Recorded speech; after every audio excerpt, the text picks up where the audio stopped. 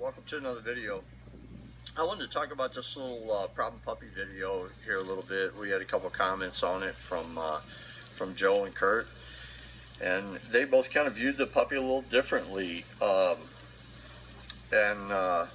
got to go with Kurt on this one. I see this as a defensive puppy for sure. That's where I'm starting from, and I see where Joe's coming from, and that some of the early behaviors that the puppy showed were aggressive behaviors, but they were triggered by defensive action. So that's kind of what makes him defensive. It's real common that when you see a defensive puppy, the first action that he shows will be aggressive. But remember, what makes a dog a particular type is more what triggers the behavior. It's not what the behavior is. So to get an aggressive reaction doesn't mean it's an aggressive dog. What you have to look at is what triggered that aggressive reaction. Was it a prey movement? Was it a threat?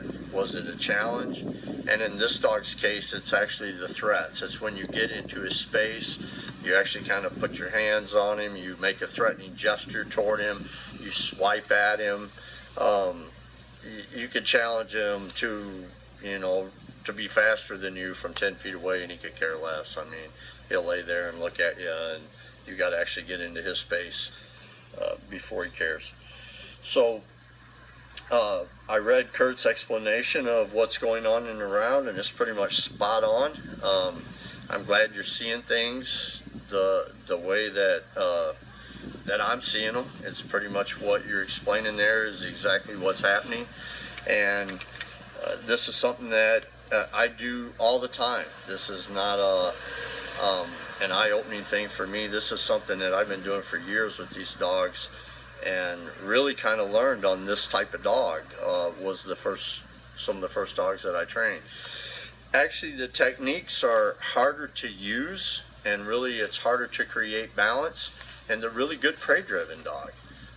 I have a little female right now that I'm training, and it's a really good dog, full grips. There's some video of her out there. We call her Erin, and she's coming up on a year old or right thereabouts, and has some defensive behavior. It's in there, but it's kind of overridden by her prey drive, and she's prey aggressive. She has a lot of aggressive actions and goes very hard forward into the arm.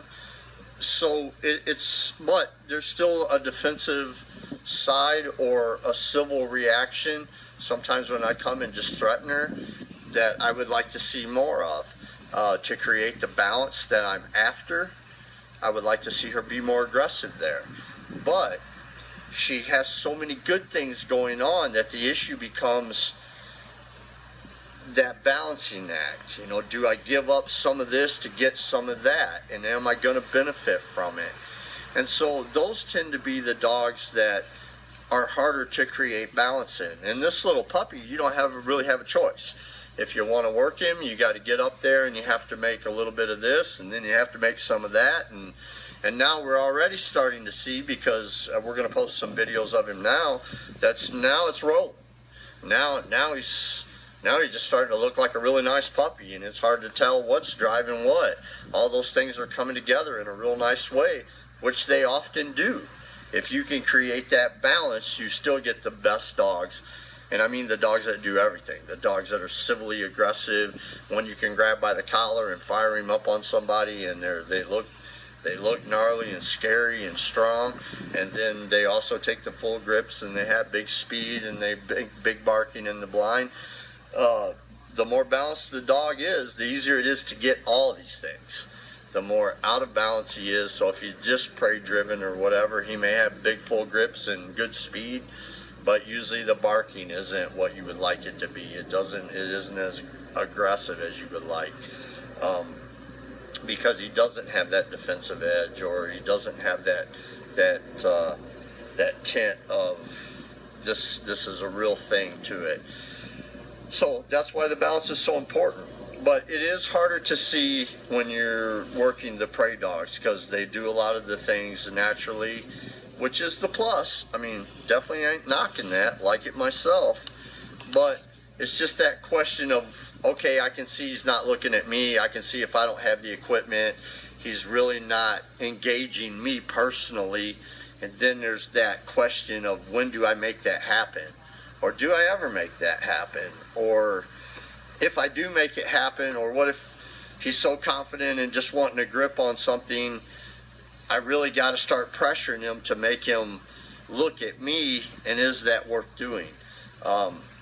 So as you're watching what's going on with this puppy, think about it in reverse. And how do you do that? How do you create the same balance on a puppy that comes from the other angle? And is the balance worth creating if they come with a lot of things naturally? For me, it is. For me, I've always seen the benefits of, if I go ahead and balance the dog out. There definitely is. Even with this bitch, and we're going to show some of this as I try to make her a little bit more, some of the techniques that I use to make her a little bit more aggressive. But basically, I have a young dog that slams an arm really hard, bites it really tough, flies like a rocket. But if I stuck my arm in there, she's going to duck around a little bit and look for the arm on the ground or what to bite. And I personally believe if that wasn't the case, it makes for a better dog. I just think that a dog that'll engage a man without equipment on has a true understanding of what we want it to know and do. And I think that understanding benefits through the rest of the work, even if it is a sport dog. So, but hey, both of you, thanks for the comments. And for those of you that are kind of not sure about all this, I mean, Kurt's reaction and understanding what's going on is what we're hoping to teach you. So read this comment, and if you got any questions about it,